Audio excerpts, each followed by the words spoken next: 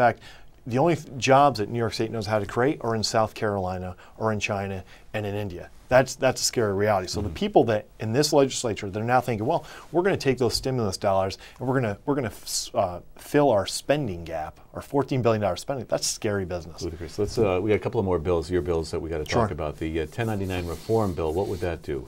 1099 misclassification. You know that illegal immigration is an important issue to me. Good news. It looks like there's self-deportation going on throughout the United States of America, where illegal aliens are now saying, you know what? The streets are not paved with gold. This is not working any longer. They're actually heading back to their own country from China to Guatemala. If that isn't scary news, and you merge that with the fact, not to get off topic, but I will, that for the first time in American history, this country does not believe that the next generation will have a better standard of living. For the first time in American history. You're right. That's scary. You have a new kid on the way, right? Yeah. We'll announce it on public TV. Yeah.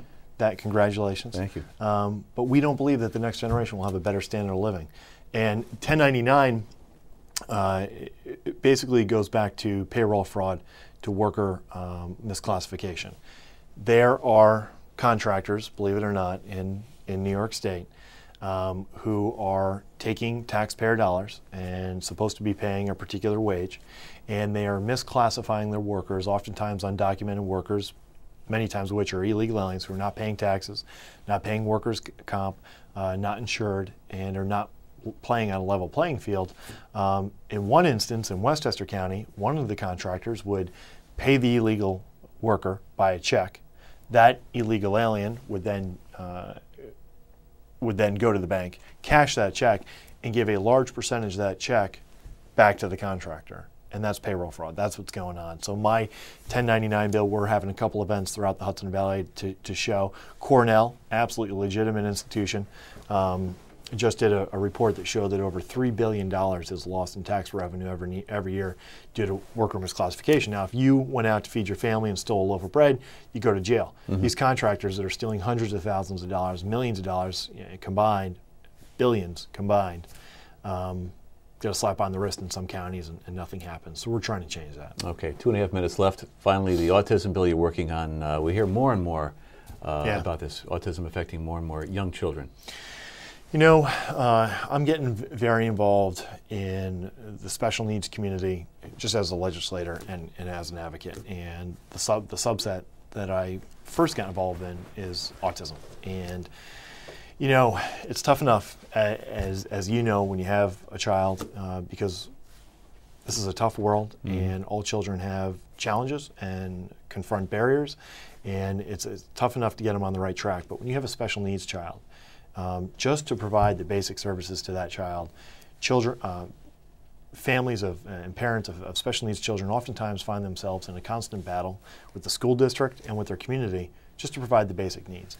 You know, the average family that raises an autistic child and is blessed with a special needs child, they will face a price tag of about $5 million. A study was just done over the lifetime of that child just to provide the basic services. So even upper middle class families are sometimes forced into poverty in a tough and unnecessary battle to provide basic needs. So we're introducing a statewide autism insurance bill, which would force the insurance companies to do what has been done in other states and provide basic services to autistic children and their families. Okay, you have an autism task force event in North Salem, April 4th. April 4th, we're doing a roundtable in North Salem. That's the third of a set of roundtables that I've done, trying to create a safety net and a support web in the Hudson Valley for autism families. And then up in Albany, we're actually hosting a legislative roundtable, bipartisan legislative roundtable, and if you can give me the date on that. That's on April 20th. April 20th. And that's going to be a really big deal. And that hopefully we're going to build up a little bit of steam using that event for our statewide autism insurance bill. Okay, and you also have a child safety zone event coming up on March 6th at the Yorktown Town Hall. Right. We've had several of those. You know, there's legislation out there that I helped get involved with in Putnam County to create child safety zones. And I don't know how much time we have, but 15 seconds. We're looking to pass child safety zones to protect our kids from dangerous sexual predators. The average sexual predator who focuses on boys has about 120 victims in his lifetime. These are sick animals, and we're looking to protect our families and our kids and work together to create child safety zones. No hole is dark enough or deep enough for those people. So we need more time to talk about such an important topic. Yep.